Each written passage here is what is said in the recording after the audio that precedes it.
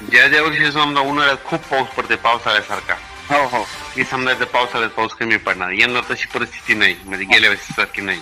हा गेल्या वर्षी चालूच होता ना कंटिन्यू पाऊस, हो हो तसं नाही यंदा. त्याच्यामुळे काय या वर्षी पाऊस जास्त होणार आहे. आणि काय होणार आहे, एकदा सुरुवातीला 12 ते जूनच्या दरम्यान येणार आहे समजा एका भागात, काही भागात. हा हा पण पेरणीचा पाऊस 22 जूनच्या नंतर येणार आहे, 25, 26, 27 ला. हो का त्याच्यावर पेरण्यात होते शेवटच्या आठवड्यात हम्म पेरणीचा पाऊस.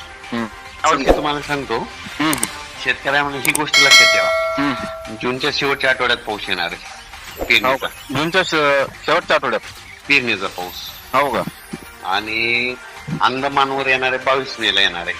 22 मेला अंदमान बेटावर येणार आहे.